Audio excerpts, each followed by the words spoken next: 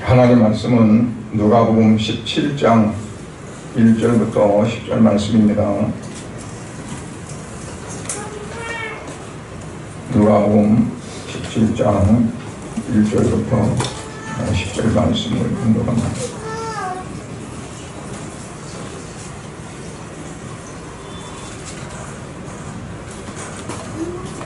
공독은 1절부터 4절까지만 같이 이렇게 공독하도록 하겠습니다. 예수께서 제자들에게 이르시되 실족하게 하는 것이 없을 수는 없으나 그렇게 하는 자에게는 화로다. 그가 이 작은 자 중에 하나를 실족하게 할진대 차라리 연자맷돌이 그 목에 매여 바다에 던져지는 것이 나으리라. 너희는 스스로 조심하라.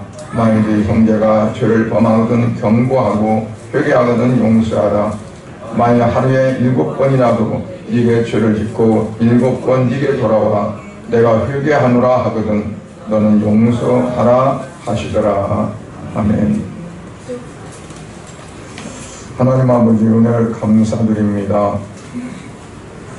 이제 정말 뜨겁고 무더웠던 그 한참의 여름의 열기가 조금은 가시고 이제 선선한 바람이 오는 계절이 오게 되었습니다. 이처럼 시절은 이제 흘러가고 지나가고 더울 때가 있고 추울 때가 있는 것처럼 이렇게 바뀌는데 우리의 모든 삶이 하나님이 이끌어 가실 줄을 믿고 맡기면 하나님께서 가장 적당하게 이루어갈 줄을 우리가 믿으면서도 때로는 맡기지 못하고 염려와 근심 속에 살아갈 때가 너무나 많습니다.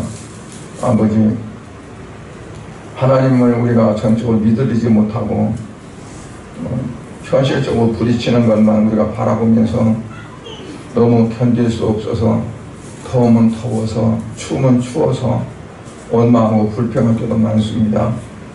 아버지 하나님, 오늘 말씀을 통해서 우리에게 더욱더 생명의 믿음을 더해 주시고 어떠한 환경 속에서든지 하나님 앞에 감사하고 하나님 말씀 중심으로 살아갈 수 있는 그 같은 믿음이 우리에게 더해질 수 있도록 역사하여 주옵소서.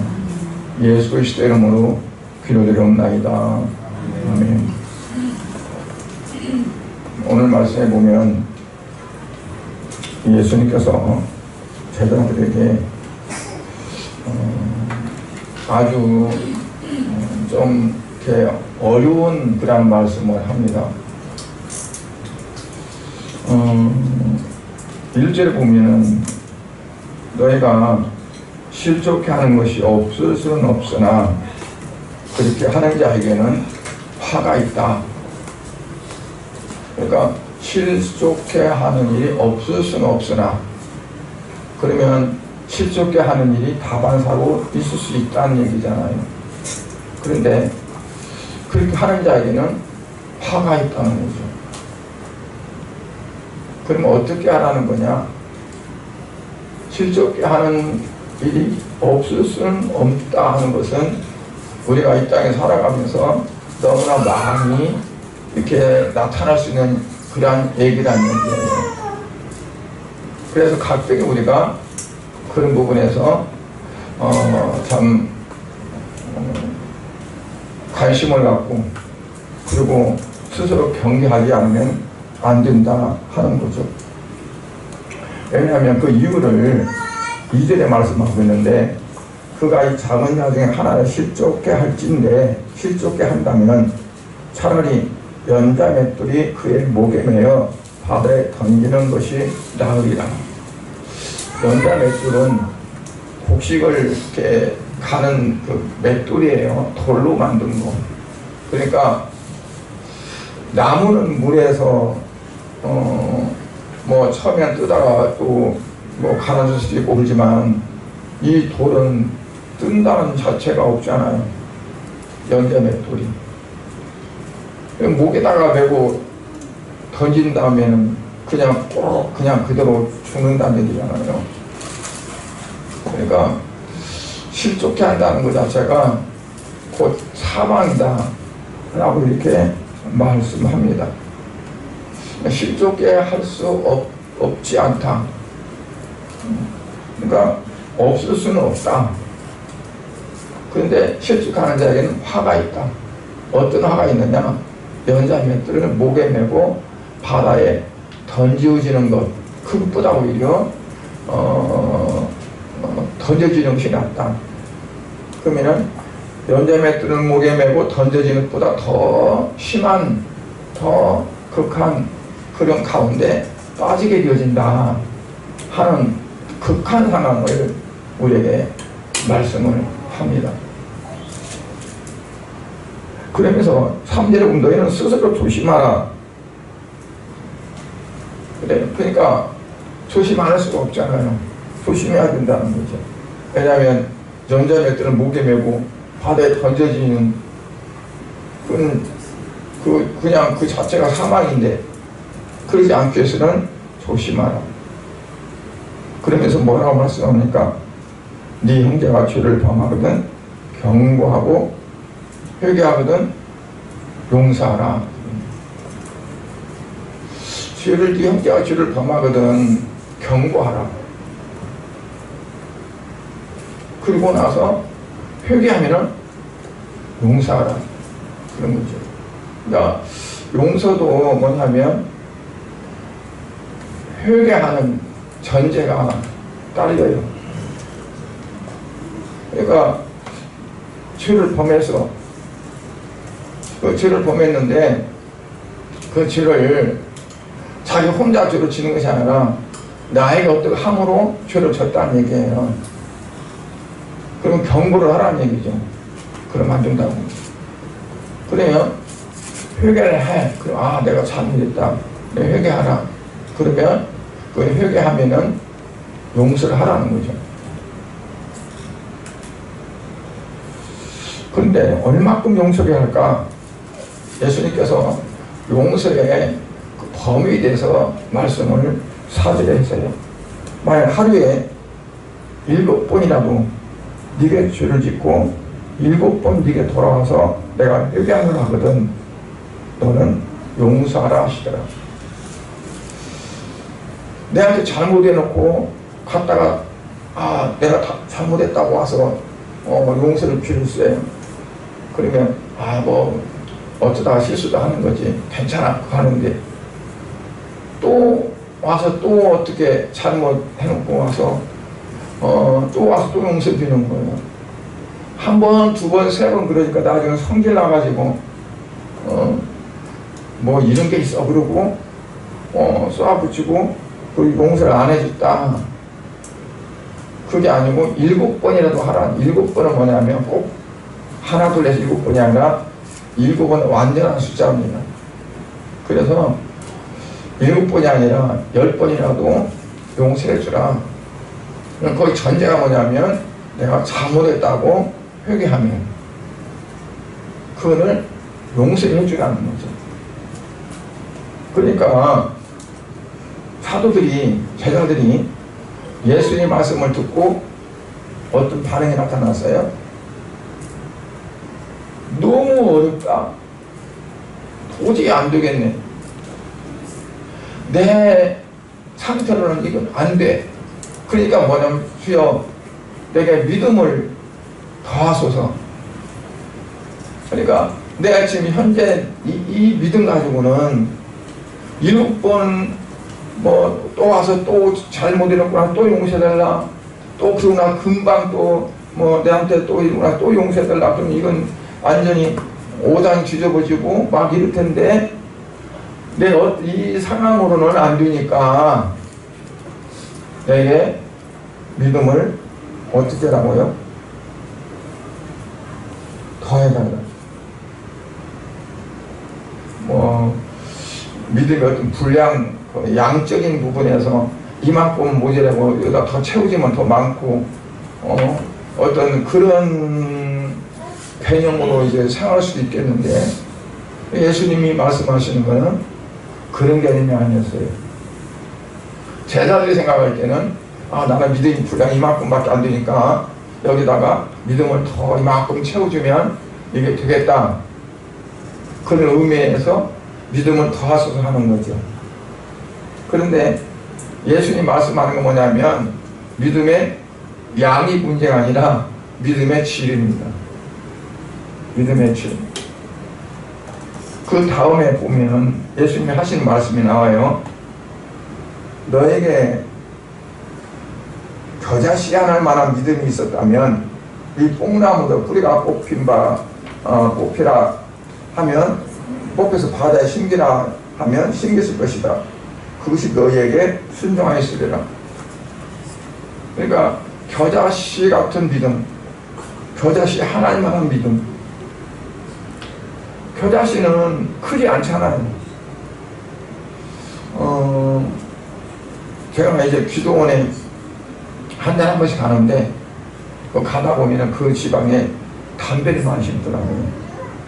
담배를. 근데 담배 씨가 아주 작아요. 내가 시골에서 담배 씨를 심어봤거든요. 뭐 아주 조그만해요. 그런데 그게 심어놓으면 이렇게 굵어요. 그 담배 때문에 가지고 이파리가 이만하게 가지고 나오는데, 그러니까 겨자씨 하나할 만한 믿음이 있으면 겨자씨 하나이 크나요? 작아. 조금만 바람 불으면 다 날아가 버려요. 조그만해서. 양의 문제가 아니에요. 무슨 그냥 겨자씨가 살아있느냐 죽었느냐. 그러니까 믿음의 어떤 양을 정해서 여기다 믿음을 더해주고 이만큼 되면 괜찮겠다 싶어서 믿음을 주여 믿음을 더하소서 라고 하는데, 예수님은 뭘 말해요? 믿음이 양이 많고 적고 그게 문제가 아니다. 믿음의 질, 살아느냐 죽었느냐 하는 게 중요하다는 거죠. 야고보 사도는 행함을 쓰면 그 믿음이 죽은 믿음이라고 그랬거든요. 그게 뭐냐면 행함으로 나타나냐 안 나타나냐, 즉 이게 심었는데 이게 싹이 나냐 안 나느냐 하는 거예요. 땅에다 분명히 씨를 심었어요. 이만한 커다란 호박씨를 심었는데 이게 안 나. 그럼 어떻게 된 거예요? 그 씨가 잘못된 거죠. 생명력이 없는 거예요. 생명력이. 그러니까 겨자씨 하나를 아무리 작고 씨 중에 가장 작은 씨를 비유하는 겁니다. 꼭 겨자씨가 아니라 가장 작다고 여겨지는 그 씨앗이라도 그 씨앗 안에 생명력이 있으면 땅을 뚫고 나와서 산다는 거예요. 그런 것처럼 너희에게는 이 믿음에 더해지는 그 양이 중요한 게 아니다는 거죠. 어떤 믿음이 있느냐? 생명력 있는 믿음이 필요하다는 것을 말씀을 합니다.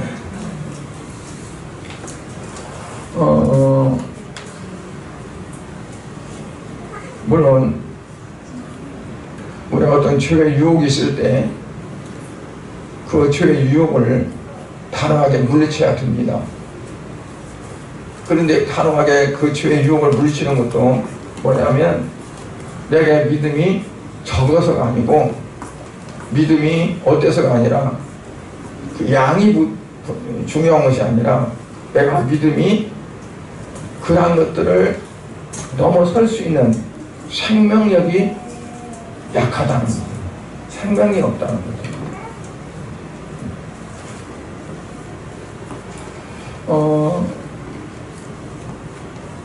마태복음 18장 21절에 보면 뭐라고 말씀하면 이제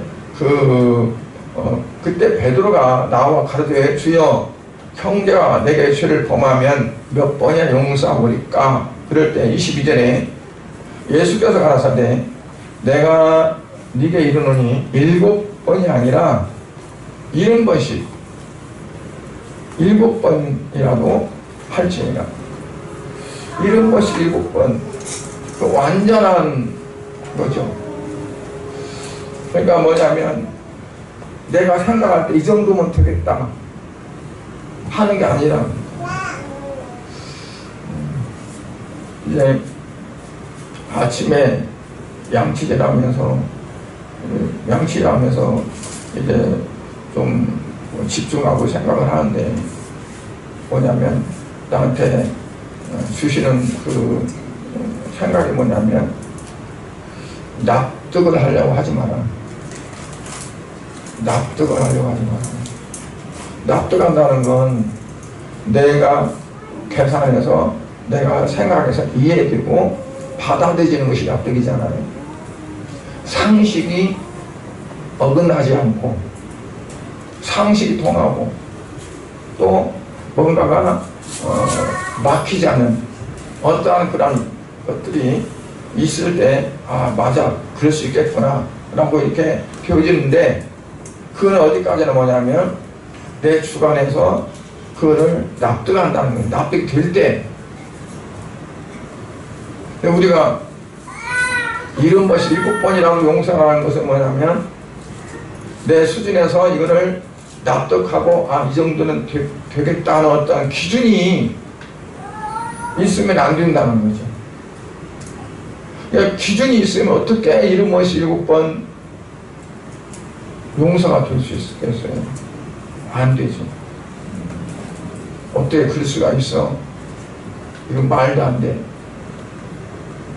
근데 그게 내게 딱 와버리면 다른 것들이 이제 들어올 틈이 없어지더라고요.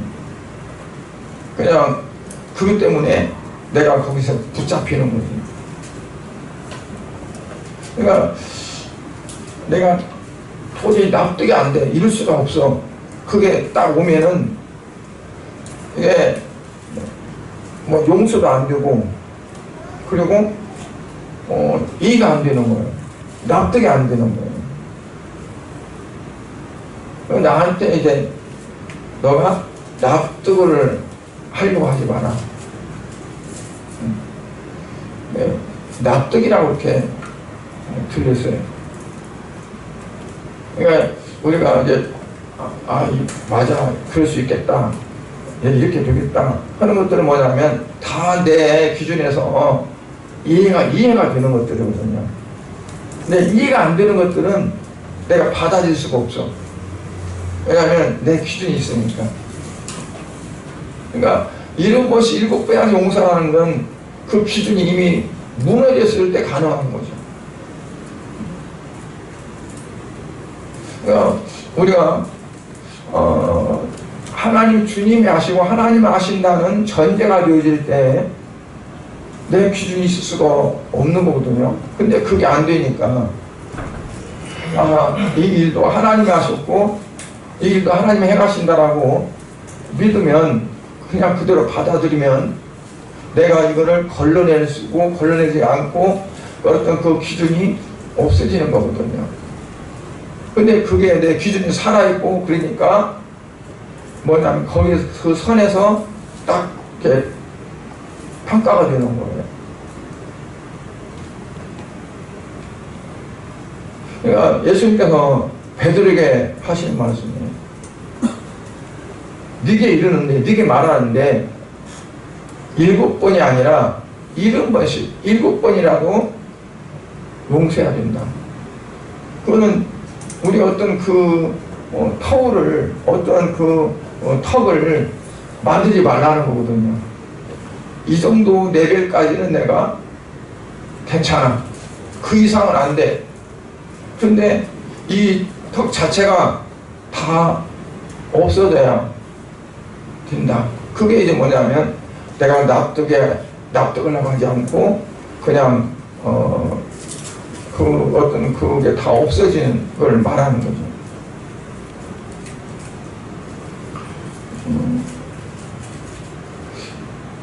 그러면서 예수님께서 왜 용서해야 되느냐 하는 것에 대해서 말씀하는데, 마태복음 18장에서 23절부터 그 말씀이 나와요. 무슨 말씀이냐면, 어떤 그러니까 그 사람도 이제 좀 그 왕 밑에서 고관된 사람이겠죠. 왕한테 1만 달란트 빚을 졌다고 그랬어요. 상상할 수 없는 거예요. 1만 달란트면. 1달란트가 6천 데나리온인데 한 데나리온이 장정 하루 품삯이에요. 그러면 6천일을 일한 건데 1달란트가 1만 달란트면 평생을 죽을 때까지 해도 못 갚는 거예요. 평생 그렇잖아요. 그런데 이 1만 달란트를 그 왕이 그냥 없애줘 버렸어요. 어차피 너는 못 갚아. 그러니까 그냥 내가 탕감해 줄게. 안 갚아도 돼. 얼마나 감사해요. 근데 그러고 나서 너무 기뻐가지고 막 좋아서 나가다가 동관 하나를 만났는데 그 사람이 자기한테 100데나리온 빚을 졌어. 100데나리온. 100데나리온. 그러니까 한 달란트도 안 돼. 한 달란트에 몇십 분일도 안 되는 거죠. 근데 그 사람 만나자마자 막 왜 비상 갚아. 그래서 그 고발해가지고 그 관청에서 잡아가게 만들었어요. 내 돈 떼먹었다고. 그 말을 전해드는 왕이 그 사람을 다시 불러가지고 너 이럴 수가 있어? 내가 너 돈 갚지 말라고 탕감했던 건 없던 걸로 하겠다. 당장에 내놓으라. 그러고 왕이 그랬다는 거죠. 그러니까 베드로에게 이름 못이 7번이나 용서해주라 라고 하고 나서 그 말씀을 하신 거예요. 이건 무슨 얘기냐면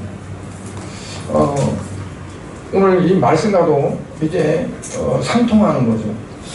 누가복음하고. 그러니까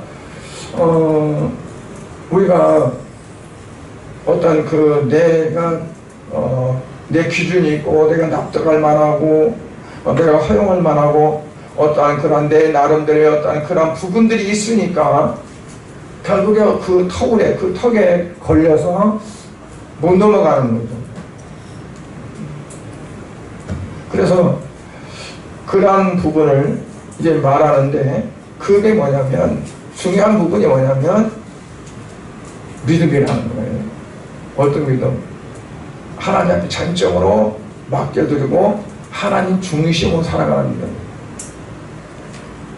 그러니까 내가 계산하고 내 어떤 기준에서 되는 것이 아니라 과거도 현재도 미래도 하나님이 아시고 어떤 사람을 통해서 어떤 것들이 주어져도 그것도 하나님이 아셨고 모든 것들이 사람과의 관계, 물질과의 관계, 사회적인 어떤 관계, 그 관계도 하나님께서 하나님의 뜻이 있어서 이걸 이렇게 하셨다고 믿어들이지 못한다면 그게 용서할 수가 있고 납득할 수 있는 문제가 안 된다는 얘기예요. 거기서 다 걸린다는 거죠. 그래서 겨자씨에 하나님만한 믿음이 있었다면 그런 거예요. 뽕나무대로 뿌리가 뽑혀가지고 바다에 심겨라. 그럴 때 이 뽕나무가 순종한다는 거죠. 그 뭐냐면 나의 어떤 그 깊은 뿌리, 나로서는 해결할 수 없는 어떤 그런 나의 이기적인 어떤 뿌리, 나의 어떤 방어적이고 정말 그런 어떤 그 깊이 오래된 뿌리. 여러분 죄가 아담 때부터 들어왔는데 그때부터 지금까지 얼마나 죄의 뿌리가 깊이 파고들었겠어요. 이 아카시아 나무가 이제 그 고향에 그 산수 보니까 우리 어머니 아버지 묘가 있는데 아카시아 나무 저쪽에 있는데 이 뿌리가요 이 땅 와서 이 분봉까지 이렇게 나오는 거 아니에요. 뿌리가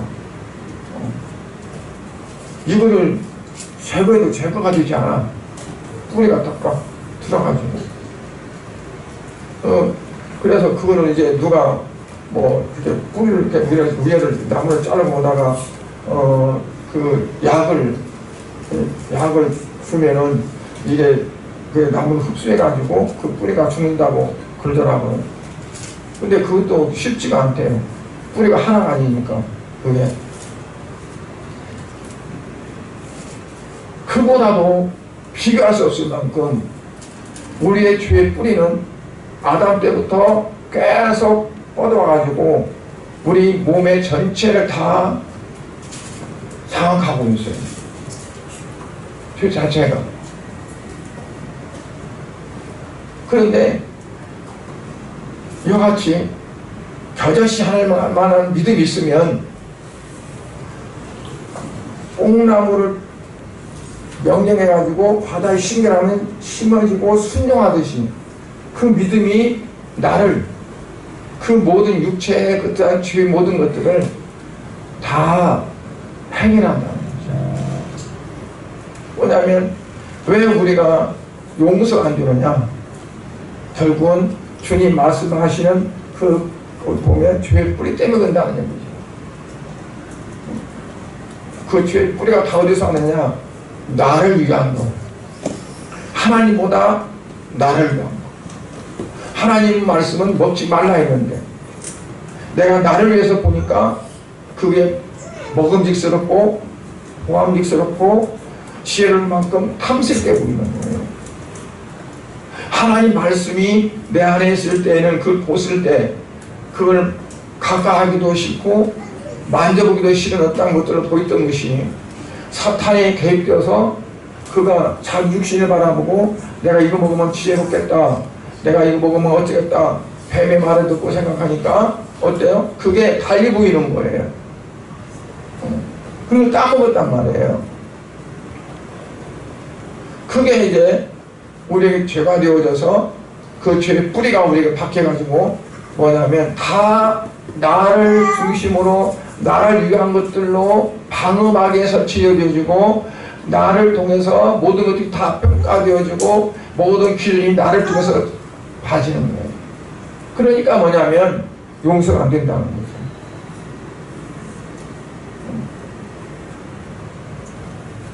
내 어떤 인격적인 부분, 자존심 뭐 다 뭐냐면 나를 위한 것들이잖아요. 이게 와야 되는 거 뭐냐면 이게 없어지는 수 있는 것은 뭐냐면 오직 하나님 중심인 믿음 외에는 없다는 거예요. 그 믿음이 뭐냐면 생명력인 살아있는 거예요. 즉 내 육신의 중심이 아니고 나를 위한 것이 아니라 오직 주님을 향한 믿음이 되어져야 된다는 것을 말씀하는 겁니다. 그래서 살아있다는 건 바로 생명이 있다는 거잖아요. 요즘에는 이제 전기로 이렇게 시계가 가고 있지만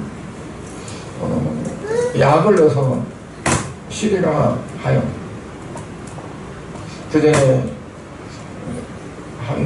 옛날에 캄보디아 갔을 때 거리에서 시계 파는 시계를 샀어요.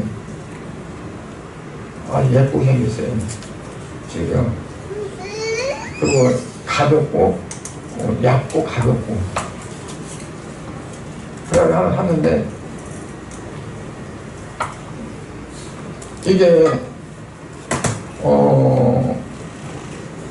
배터리가 나갔어요. 안 가서. 그래가지고, 그냥 이거 얼마 안 주고 산 건데 약갈기도 그렇고 그래서 놔뒀죠.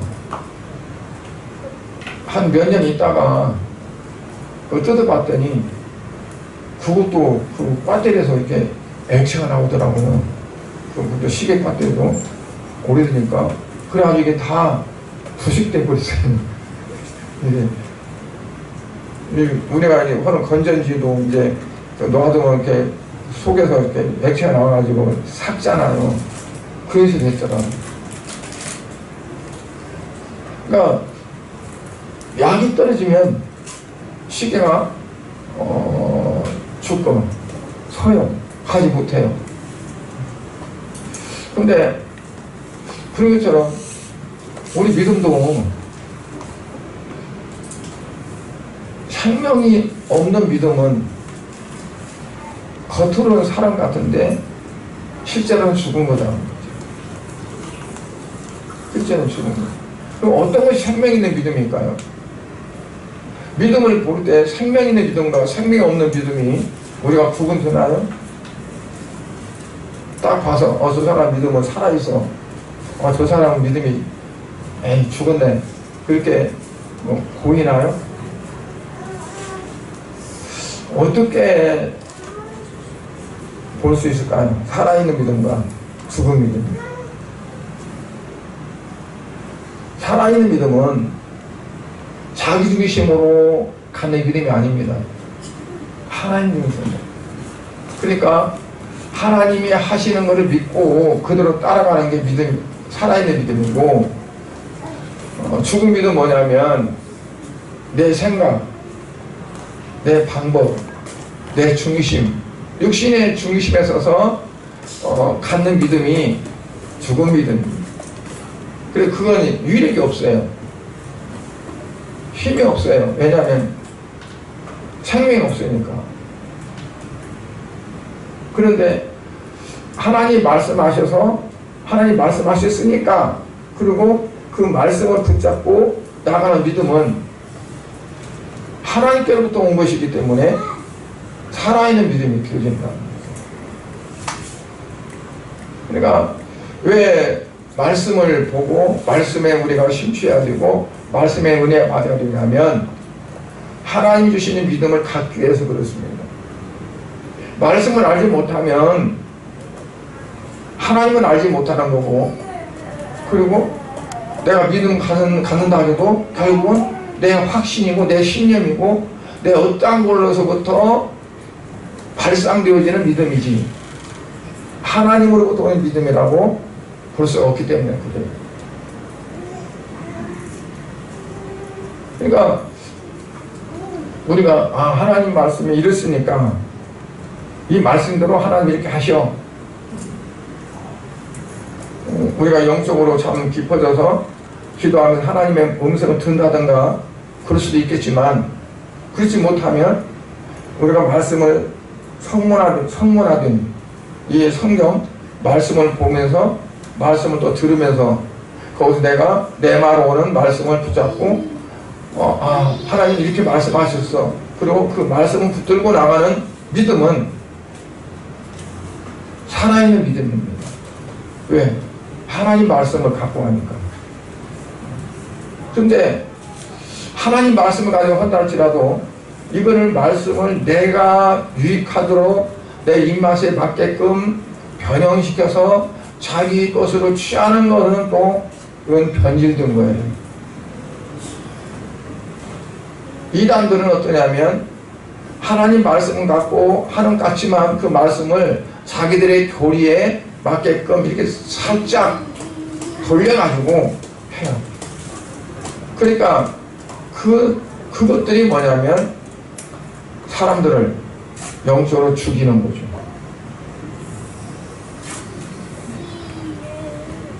씨앗이 땅에 묻히게 되면 그거는 물기도 있고요, 거름기도 있고 열기도 있고 그러잖아요. 씨앗 자체로 봐서는 견디기 힘든 것들이에요. 그런데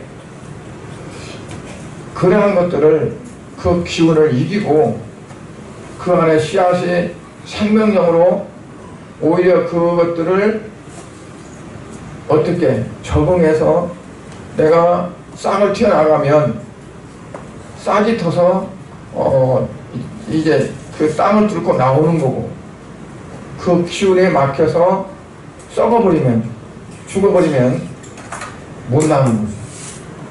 그러니까 씨앗을 뿌다고 다 나는 게 아니거든요. 100% 다 안 나옵니다. 요즘은 그래도 이제 그 씨앗을 많이 이렇게 잘 개발해가지고 그 발화율이 많지만 옛날에는 발화율이 적었어요. 몇 년 묵은 씨앗은요, 씨앗은 똑같은데, 보긴 똑같은데 땅에 뿌리면 발화율이 현저하게 떨어집니다. 왜냐하면 생명력이 약해요. 그 뚫고 나올 수 있는 힘이 약해요. 그러니까 그냥 그 속에서 죽어버려요. 그러니까 우리가 똑같은 환경에서도 내가 그 환경을 어떻게 이기고 나가느냐, 내가 하나의 씨앗이라고 할 때 내 안에 그를 이길 수 있는 생명력이 강할 때는 그 모든 환경을 오히려 역용해서 오히려 더 피워갈 수 있는 그게 되어집니다. 그러나 내게 생명이 약하면 조그마한 어떠한 그런 저항이나 장애가 되어져도 거기에서 그냥 소실되고 맙니다.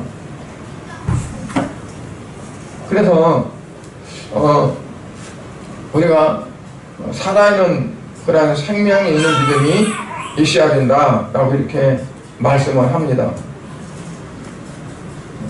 두 번째로 보면 생명 있는 믿음을 소유한 성도의 구체적인 표현이 어떻게 나타나냐면 본문 7절에 밭을 가거나 양을 치는 종이 있어 이들이 밭에 가서 열심히 일하고 땀 흘리고 그리고 집에 돌아왔어요.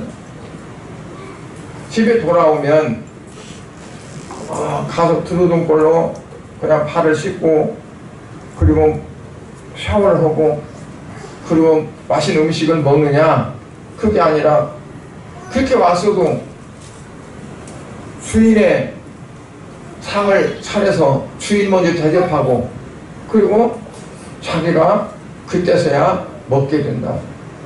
그리고 그렇게 열심히 일하고 오는데 주인이 수고했다, 정말 너 오늘 열심히 했다 라고 살해를 하느냐, 살해하지 않는다 그랬어요. 왜냐하면 종이니까. 종은 품꾼이 아니고 종은 주인의 소유니까 마땅히 할 것을 했다고 여기한다는 거죠. 그래서 이제 오늘 그 9절에 보니까 뭐라고 했어요? 명한 대로 하였다고 종에게 감사하겠느냐, 이와 같이 너희들 명령을 받은 것을 다 행하는 후에 이르기를 우리는 무익한 종이라 우리가 하게 할 일을 할 것뿐이니라 할지니라. 내가 열심히 해서 열심히 했다고 칭찬받으려고 하지 말라는 거죠. 그 뭐냐면 자기를 위한 거잖아요. 우리가 하나님의 소유요, 하나님의 종이요, 하나님께서 하라고 하시는 거 내가 한 건데, 내가 이렇게 했으니까 하나님께서 나에게 보상을 주겠지, 내가 이렇게 했으니까 하나님께서 칭찬해 주겠지. 요즘에 성도들이 열심히 일하던 사람들이 왜 갑자기 시험 들고 그러냐면 그런 것 때문에 많이 그렇습니다. 안 알아주니까. 열심히 수고했는데도 알아주지 않으니까. 사람들한테 인정받고 사람들에게 칭찬받고 뭐 그런 것들을 기대한다면 얼마 못 가서 시험 들게 됩니다. 마찬가지로 하나님께도 마찬가지거든요. 하나님께 내가 이렇게 했으니까 하나님 내게 보상해 주겠지, 내가 이만큼 열심히 했으니까 하나님께 내게 복을 주시겠지, 그거를 착각이라는 거죠. 잘못 생각합니다. 종은 그렇게 해야만 된다는 얘기예요. 주인이 하라면 그렇게 해야만 된다는 거죠. 근데 하고 와서 내가 했으니까 주인이 내게 밥상 차려주고 내게 팔씨 물 떠다주고 그러겠지. 그건 착각이라는 거죠. 그래서 왜냐하면 아까 이제 그 믿음에 관해서, 살아있는 믿음에 관해서 말씀드렸잖아요. 그 살아있는 믿음은 하나님 중심적인 믿음이지 나의 중심적인 믿음이 아니라고 했잖아요. 이 종도 마찬가지예요. 나는 종이다. 그렇기 때문에 나는 아무리 내가 일을 해도 수고해도 내가 보상받고 칭찬받는 것이 아니라 주를 위한 거다 하는 그런 그 인식이 됐을 때 그가 아무 불평하지 않고 그렇게 할 수 있는 거죠. 그러니까 요셉이 그렇게 많은 어려움과 고난을 받으면서도 하나님을 불평하지 않았잖아요. 원망하지 않았잖아요. 마찬가지로 욥도 마찬가지고. 그러니까 우리가 성경에 보면 성경에 뭐 다윗도 마찬가지고요. 그런 분들 보면 자기 닥친 고난 때문에 하나님을 향해서 막 원망하거나 불평하지 않았어요. 왜냐하면 나는 당연한 거예요. 욥은 하나님 모든 걸 다 뺏어갔어도 하루에 원망하지 않고 불평하지 않았어요. 내가 알몸으로 왔다가 알몸으로 갈지라 내게 주신 이도 하나님이요 거두한 이도 하나님이시니 내가 오직 감사할 뿐이라. 그러니까 뭐냐면 내 중심적인 믿음을 가졌다면 당장 원망이 나오고 불평이 나오죠. 그러나 하나님 중심적인 믿음을 가졌기 때문에 하나님께서 이렇게 하셨다, 하나님 하시더니 이건 마땅하다라고 여긴다는 겁니다. 근데 우리가 다 나를 떠나지 못하기 때문에 그런 거예요.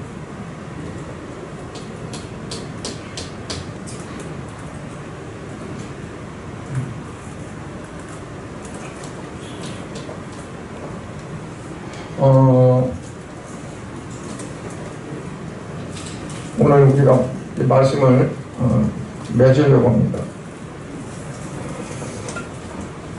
믿음을 더하게 하소서. 우리도 그러잖아요. 주여 내게 믿음을 더해 주세요. 내게 더 믿음을 주세요. 그리고 기도하죠.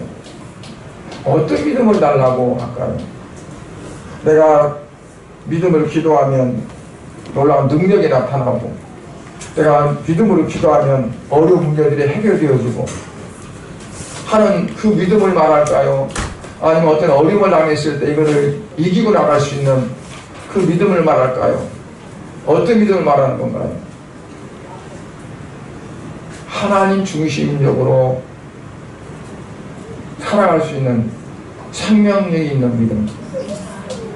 내 육신의 중심이 아니라 내 육신이, 내 몸이 기준이 되어서 거기서부터 출발되는 믿음, 나로부터 발상되는 믿음이 아니라 주님이 주시는 말씀에 부응해서 그 말씀에 살든지 죽든지 내가 그대로 하오리다는 그 믿음, 그 믿음이 우리에게 있어야 되고, 그 믿음이 있을 때 우리가 어떠한 어려움을 이길 수 있고, 그리고 형제를 용서하고 70번씩 7번이라도 용서할 수 있는 그러한 부분에 산다는 겁니다. 그렇지 않으면 안 된다는 거죠. 그러니까 제자들은 뭐예요? 하루에 7번 회개하고 7번 용서를 빌면 그걸 용서해 주라 그러니까 뭐라고 하냐면, 사도들이라고 그랬어요. 사도들이 뭐라고 하냐면, 주여 우리에게 믿음을 더하소서, 그걸 용서할 수 있는 믿음을 더하소서, 그런 거죠. 더하다라는 말은 뭐냐면 언어에 보면 추가하다, 채우다 하는 뜻이에요. 충전하다, 요즘 말하면 충전. 배터리 충전하듯이 배터리 약해, 그러면 충전해가지고 세게 충전하듯이 충전된다는 거예요. 근데 마태복음에서 말씀하는 거 보면 뭐라고 하냐면, 그게 아니고 살아있냐 죽으냐, 겨자씨 하나를 만한 믿음. 아무리 이렇게 씨앗이 커다지가 죽은 것도 필요 없어. 아주 눈에 보이지 않을 정도로 작은 씨앗이라도 살아있다면, 생명력이 있다면 된다는 거죠. 그래서 생명력이 뭐냐면 내 중심이 아니라 하나님 중심으로 살아가는 믿음. 그 믿음이 되기 위해서 우리는 기도해야 되고 그리고 구해야 된다는 거예요. 그래서 이 시점에서 우리가 우리의 믿음을 한번 살펴보자 하는 거죠. 저와 여러분의 믿음은 어떤 믿음인가? 생명력이 있는 믿음인지 아니면 죽은 믿음인지. 겉으로 보면은 똑같아요. 다를 바가 없어요. 생명력 있는 믿음이나 죽은 믿음이나. 근데 뭘로 달라져요? 매사에 내 중심을 생각하고 내 중심을 하느냐 아니면 나를 내려놓고 하나님 중심으로 하느냐 거기에 따라 달라집니다. 그래서 하나님은 뭘 보신다? 그 믿음을 보신다는 거죠.